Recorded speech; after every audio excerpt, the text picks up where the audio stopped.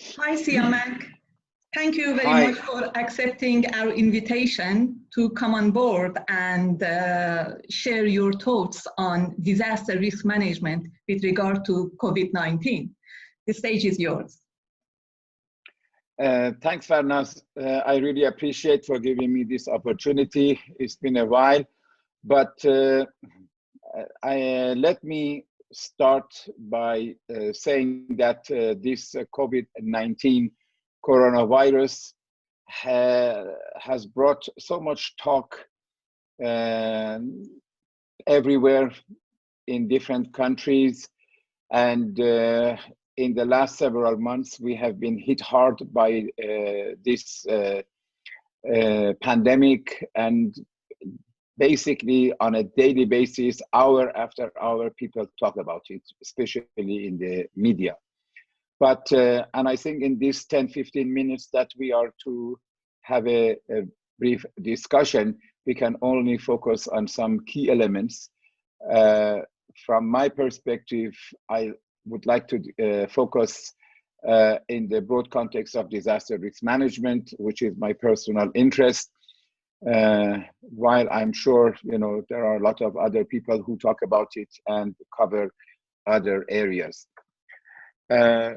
The first point I want to make is that no phenomenon in living memory has been able to affect so many people, disrupting the normal way of life, regardless of class, race, ethnicity, religion, politics, or geography, in such a short span of time, causing borders to be closed, movement of people stopped, slowing down or suspending economic activity and production, bringing the daily life of citizens to a halt, forcing family members and friends practice social distancing in private and public life, or leading governments, democratic or otherwise, to resorting to authoritarian measures. And of course, the list of diverse ramifications can go on and on, depending on our individual experiences. The second point that I like to note is, generally speaking, we have observed that countries were not prepared for a pandemic such as COVID-19. And the scale and the speed with which this pandemic spread globally, hence lack of organization and policy, facilities, equipment, adequate skilled human resources, and whatever that was needed to confront and control coronavirus was missing in many countries, advanced or otherwise. And this is really interesting, this observation that we have. The third point I'd like to refer to is in the attempt to control the to control the spread of the virus and protect the population, almost all governments resorted to a range of measures such as lockdowns to control or restrict the movement of people, particularly in urban areas, and prevent cross-border travel. In this process, authoritarian regimes were obviously able to implement harsher measures than others. And I really don't want to mention any country, but this is well understood. I think another very, very important point that we need to take note in this disaster is the following. It is well understood and documented that disasters, natural or man-made, could help economic revival, income generation, increased economic and productive activity, unemployment in the rehabilitation and the reconstruction process. For such disasters ordinarily result in physical destruction of property and environment. In the case of natural disasters, the duration of the actual disaster is usually and relatively short, limited to certain geographical area, and governments and international community are relatively prepared to deal with such disasters. Even in the case of 2004 tsunami in Southeast Asia, several countries were hit by that disaster. But within a period of time, governments, countries, and international community was able to deal with that. And that is why we talk about turning disasters to development opportunity, or refer to concepts such as build back better. In the case of COVID-19 coronavirus, we face a completely different challenge. Without destroying the environment directly or physical destruction, we have had a new disaster on a global scale, spreading fast and over a relatively longer period across the borders, halting production and economic as well as social activity on an unprecedented scale, quickly for a significant period of time, thus affecting employment and income generation for almost entire populations. Many industries came to a halt, like aviation industry, and of course, so on and so on. I think the media has covered that much better than I can do in a few minutes here. No doubt the impact exacerbated urban poverty, marginalization, and has hit the unskilled and daily wage earners hard. On the other hand, it has helped reduce urban pollution and traffic in big cities. So this difference, I think, is important to note, because as I see COVID-19 is still in the, as I said, in the context of disaster risk management. So this is really important to note, that we have now a disaster that is different from previous ones, and therefore I think we need to think hard about how to deal with it or with similar situations in future. My next point is that COVID-19 has affected everybody. I mean, it is said, you know, we hear this constantly, that COVID-19 has affected everybody, but but not equally. Well, I think in every disaster that I have been engaged with and involved, I know that disasters don't hit everybody in the same way and equally. However, in the current crisis, COVID-19 has highlighted how important is the issue of risk to the elderly and care homes in urban settings. I think this is really one of the unique features of this experience. We have never before had the elderly experience such widespread and deadly threat to their existence. In many countries, where services exist for the elderly, like care homes, almost complete unpreparedness has been observed. So this point I wanted to emphasize, because I think the elderly have really been hit hard by this pandemic.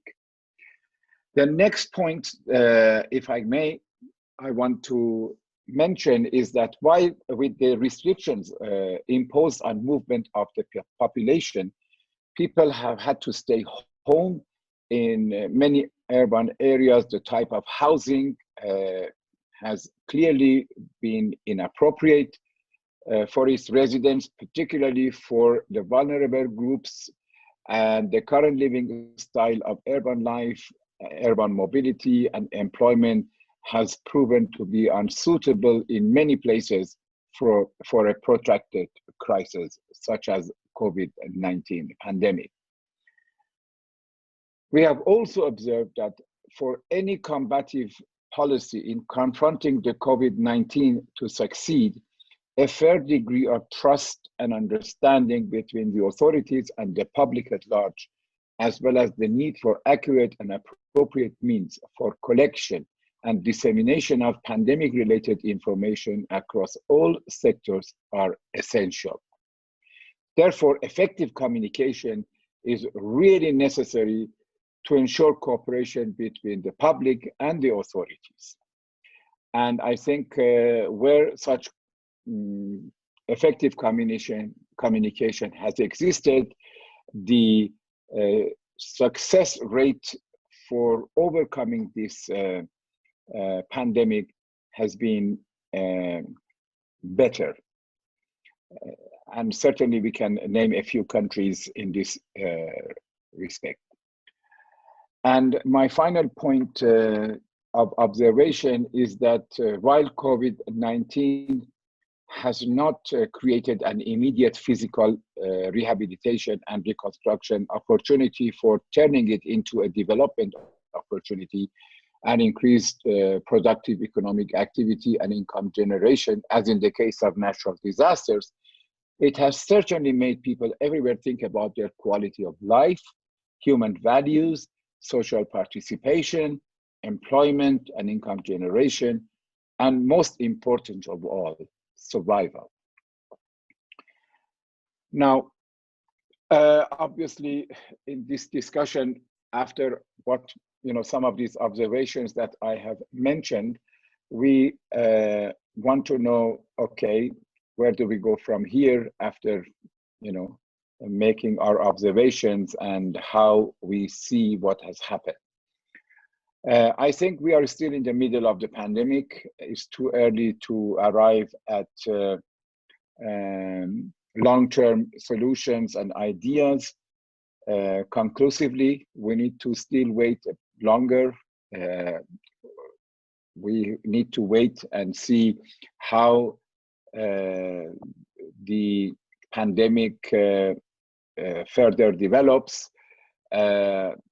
For any future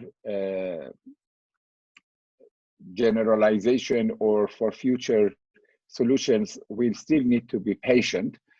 We need to observe the good practices. We need to document and observe good and best practices. We need to determine what has worked and what has not worked in different countries before we arrive at a global and local solutions without prejudice and bias.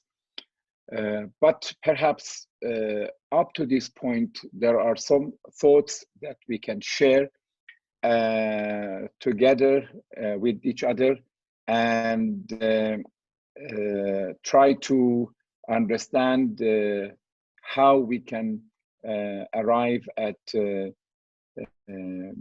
means and ways to deal with such a disaster in a future event, which is quite possible. I think one is that governments clearly, I mean, this is absolutely for me, as I have been following this pandemic and been following the news in different countries, governments everywhere need to be better prepared and pay attention to mitigating measures in anticipation of major disasters that could help large populations in a wide geographical area. And moreover, there is clear need for better cooperation through intergovernmental institutions such as the United Nations system in order to deal with a pandemic of a scale such as COVID-19. This is certainly something that is clear from what we have seen and is required in future. Second, COVID-19 as a major disaster has reiterated the importance of community in the response and recovery stages, given the restrictions of movement of people. This role must be reviewed in the context of community-based disaster risk management, or CBDRM, risk mitigation and resilience. We should really not underrate the importance of the role of people in decision-making process. It is possible and practical to have efficient response to neighborhood institutions and community by deploying modern technology and internet. Just as this modern technology has been used in conducting businesses. We need also a comprehensive or integrated disaster risk management, and not just on the health sector, nationally or internationally. While the health sector in this particular instance should or could have a leading role in response and rehabilitation in such situation, there is need for expertise of other sectors too. Without a coordinated response in both the national and international level, it would be really difficult to control a pandemic in a globalized world these days. Therefore,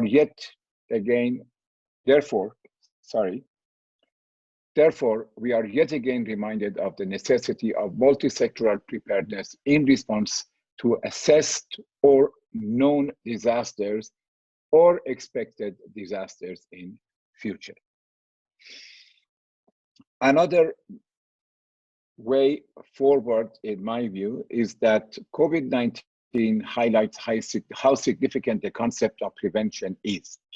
It is true that we may not be able to identify unknown diseases until they occur, but certainly we know with enforcing certain preventive measures, we can minimize the risk of occurrence of pandemics, just like other disasters. So it is possible to do something about it, and we must do something about it, whether in our own country or internationally.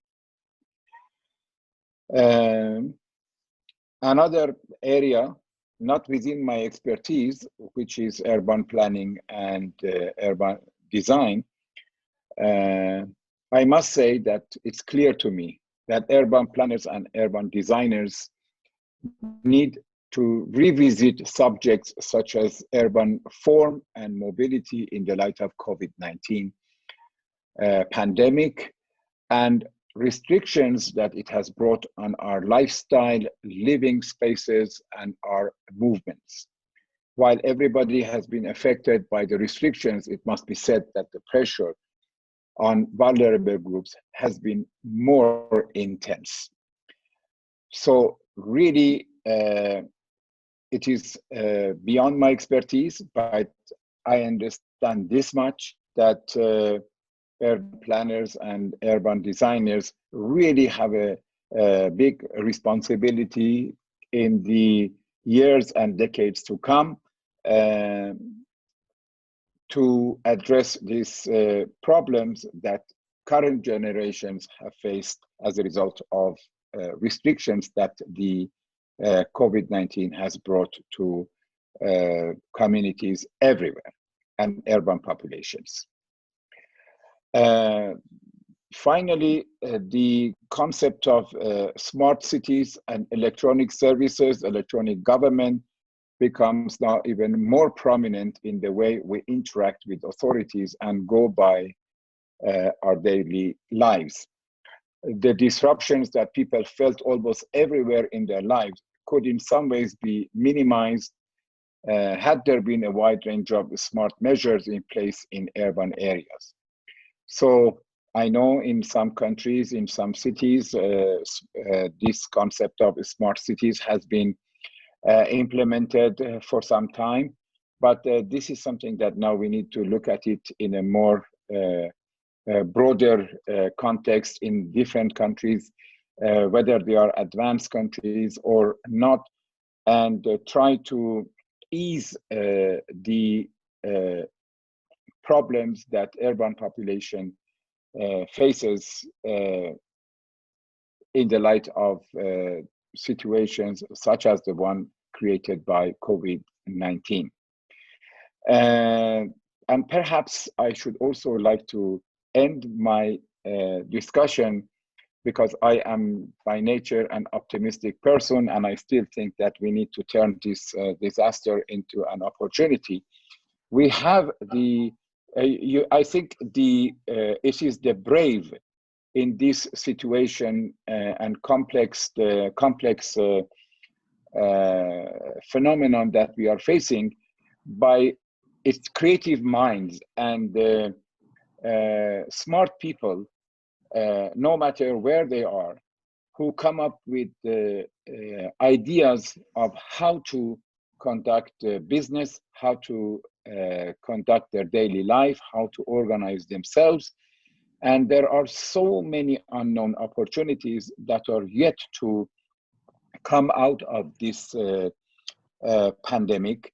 And I'm very confident that there are people among the younger generations who will surely come up with ideas in not only in the context of disaster risk management, but generally in the way forward, in the way we live, in the way we organize ourselves, whether in our communities, in our countries, in our cities, or internationally. And there will be new ways, but I think that will go beyond perhaps my generation. Thank you.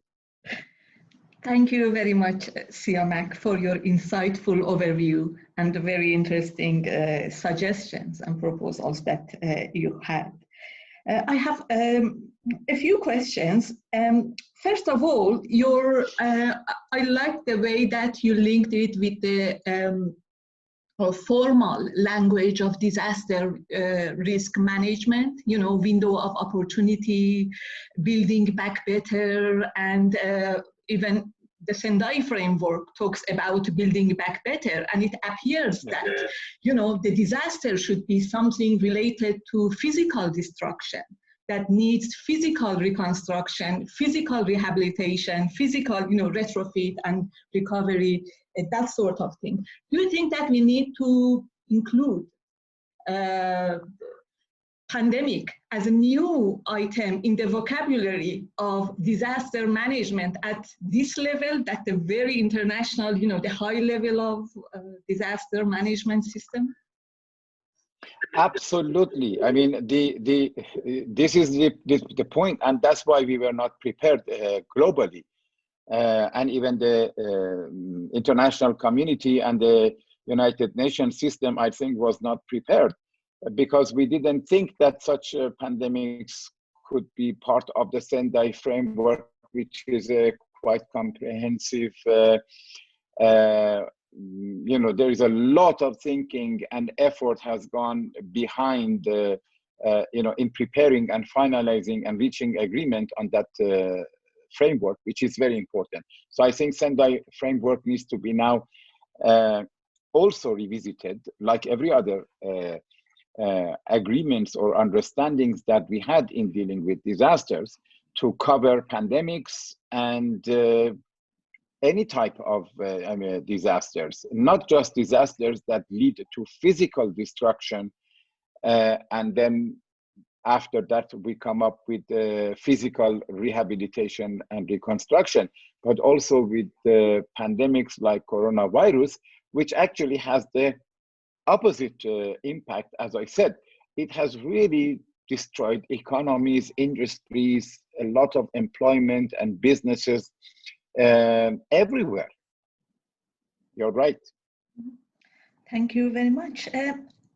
When you were talking about the role of urban planners and urban designers, because you know that this urban talk is part of the topic, is the future of our cities, actually.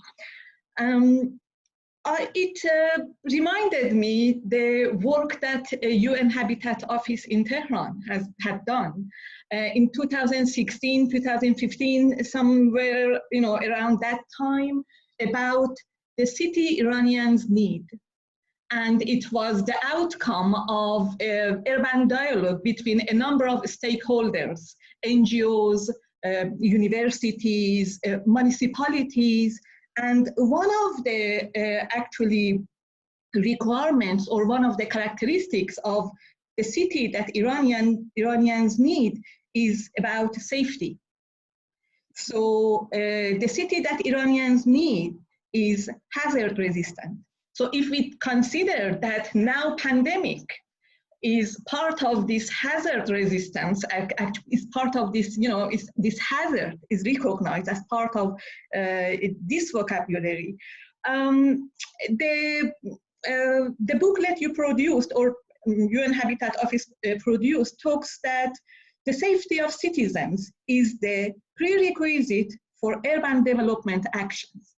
So my question is, with this pandemic, I think it will be urban health, So how do you think that urban health can be one of the pillars of urban development actions in Iranian cities? And I apologize, yes. It is a too long question, but yeah. No, I understand. You see, the sort of survey or activity we carried out under the title of The City Iranians Need, one of the principles that we arrived at after conducting this campaign was that people want to have safe cities. Now, safety is not just defined in terms of, let's say, natural disasters such as earthquakes, which is almost affecting 97% of the population in this country, and human settlements, or floods or other types of natural disasters. It's also about safety in terms of anything else, in terms of their security, meaning protection against, let's say, crimes, etc., and also health. It covers that. So you are right, you are correct.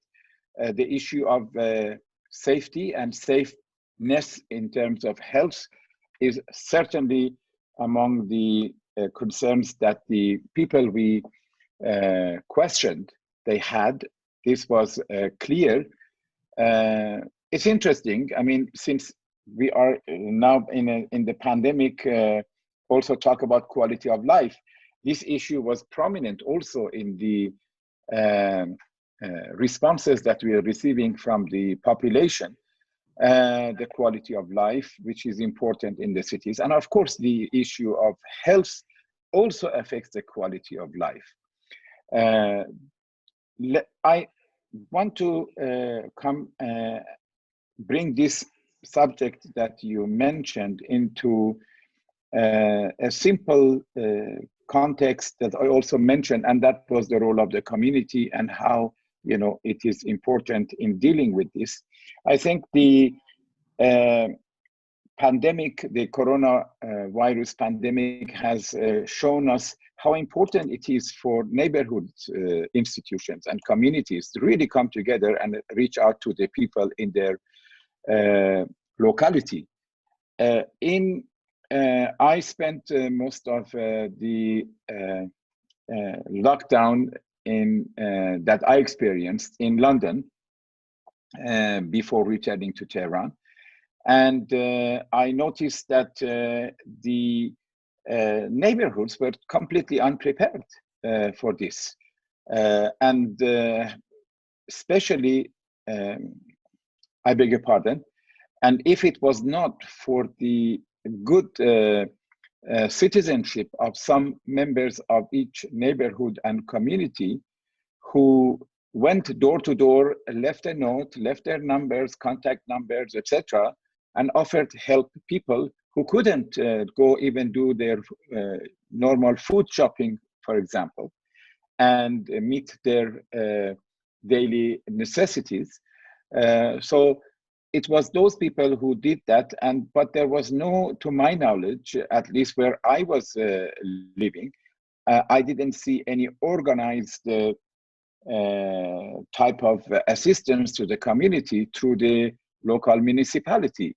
But people reached out to each other, and there were people who helped their own kind in their own neighborhood, which I think was fantastic and commendable.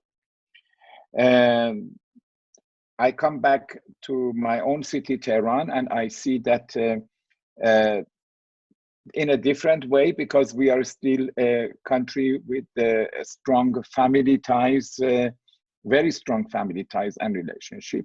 And therefore, a lot of younger people helped their elders and their parents, those who were unable to meet their daily needs, they helped them.